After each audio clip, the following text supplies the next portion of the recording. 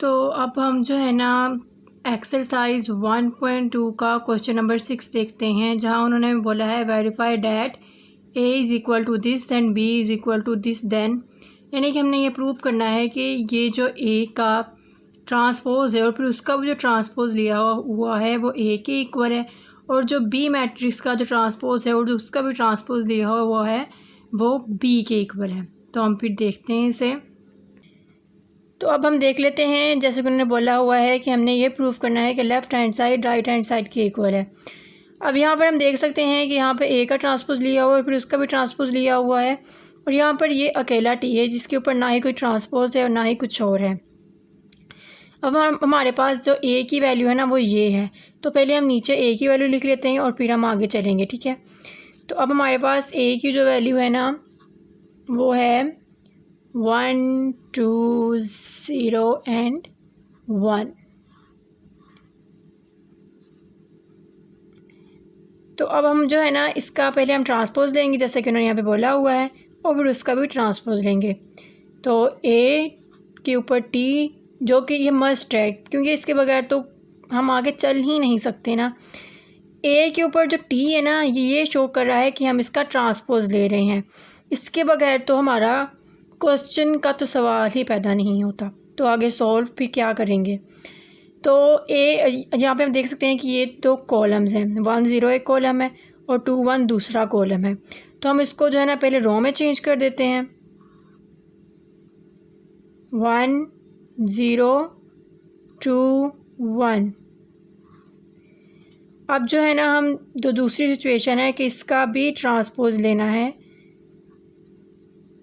तो फिर जो ये रो है वो कॉलम में चेंज हो जाएगी और ये जो रो है वो भी कॉलम में चेंज हो जाएगी। 1 0 एक रो है, ये बन गया कॉलम, और 2 1 दूसरी रो है तो इसका भी बन गया कॉलम।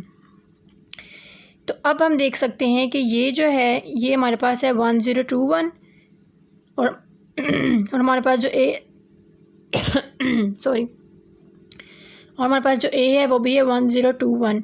तो इस तरह ये प्रूव हो गया कि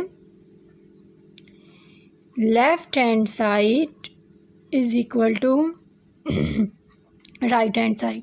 अब हमारे पास जो दूसरी सिचुएशन है ना उसमें अब बी मैट्रिक्स है हमारे पास। सॉरी मैंने यहाँ पे ना लिखा नहीं है, भूल गई मैं। ये बी मैट्रिक्स की ना उन्होंने वैल्यू दी हुई है, ये हमारे पास बी मैट्रिक्स है, ठीक है ना, जिसको हमने यहाँ पर सॉल्व करना है।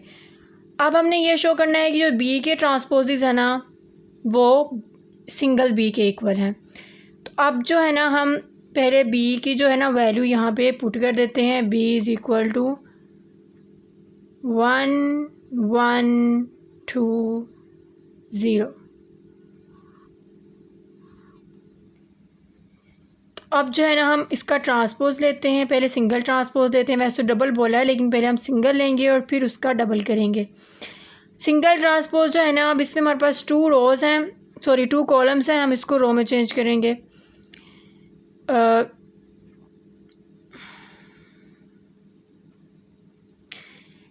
पहली हमारे पास रो है 1 2, सॉरी कॉलम रो बोली जा रही हूँ। पहला कॉलम है 1 2, हम इसको रो में चेंज करेंगे 1 2, और फिर ये दूसरा कॉलम है इसको हम कॉलम में सॉरी रो में चेंज करेंगे।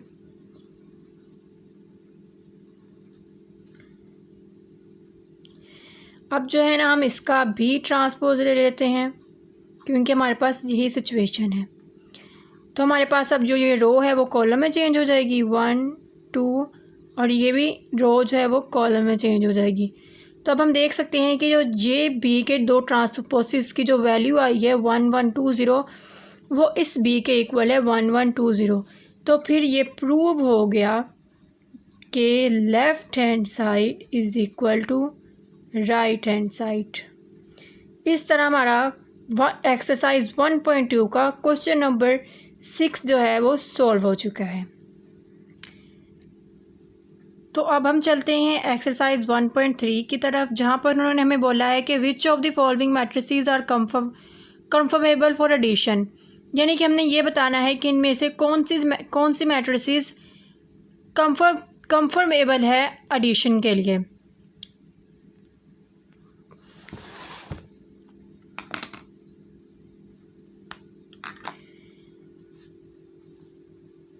अब हम सॉल्व करते हैं इनको और बताते हैं कि कौन कौन सी मैट्रिसेस एडिशन के लिए कंफर्मेबल है।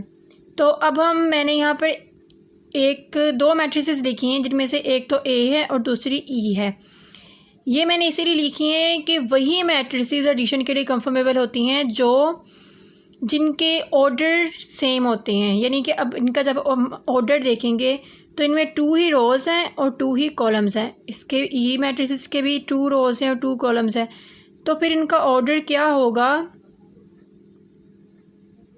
2/2, और इसका भी ऑर्डर क्या होगा, 2/2। तो फिर अब हम ये लिख सकते हैं कि matrix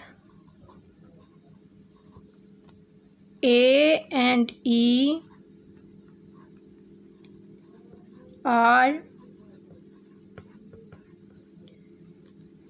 conformable for addition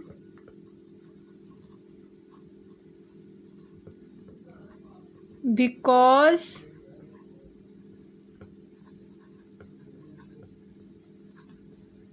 they have same order.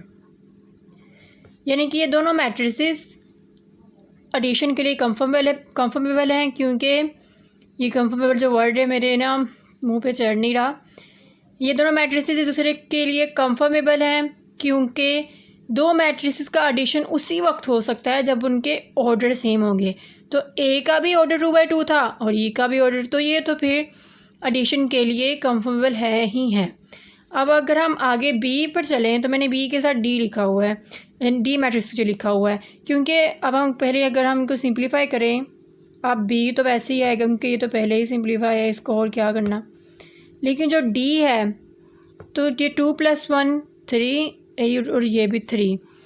तो जो इनका हम अगर इनका ऑर्डर देखें तो ये है 2/1, इसमें 2 रोज़ हैं और 1 कॉलम है, और डी का भी 2 रो और 1 कॉलम है। तो ये भी फिर इनका जो ऑर्डर है ना वो सेम है, 2/2। और सॉरी वो मैंने ऊपर क्वेश्चन किया ना, तो वो 2/1 है, इसमें 2 रोज़ हैं और 1 कॉलम है, और इसका भी 2/1।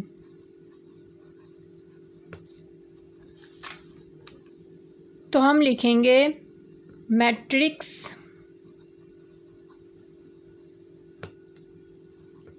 B and D are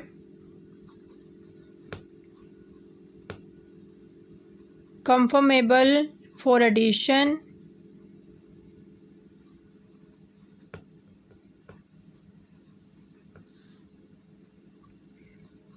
because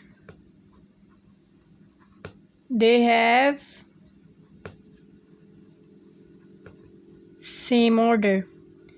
पता नहीं मेरी राइटिंग भी इतनी गंदी हुई जा रही है। अब हम चलते हैं मैट्रिक्स सी पे, जिसके साथ मैंने मैट्रिक्स एफ को लिखा हुआ है। तो पहले हम इनको सिंप्लीफाई कर लेते हैं। सी तो पहले ही सिंप्लीफाई है, तो हम इसको जो है ना ऐसे ही लिख लेते हैं। कैमरा भी ना एकदम से पता नहीं ख़राब होना शुरू हो जाता है।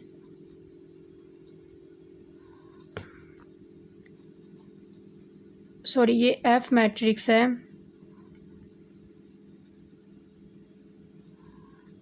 तो ये 3 वैसे ही 1 + 1 2, 3 + 2 5, 2 वैसे ही, -4 भी वैसे ही, 2 + 1 3। अब जो है ना हम इनके ऑर्डर देखें तो ये है 3 रोज़ और 2 कॉलम्स। इसका जो है ना ऑर्डर तो है 2 कॉलम्स हैं और 3 रोज़ हैं, तो ये 3/2। और इसमें भी है 3 रोज़ और 2 कॉलम्स, तो इसका भी है ऑर्डर 3/2। तो इनके ऑर्डर सेम हैं, तो ये तो फिर एडिशन के लिए सूटेबल हैं ही हैं। तो अब हम लिख लेते हैं c and f, matrix c and F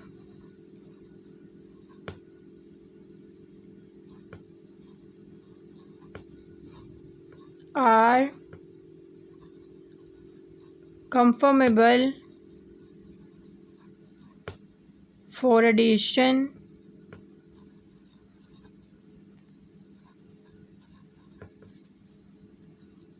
because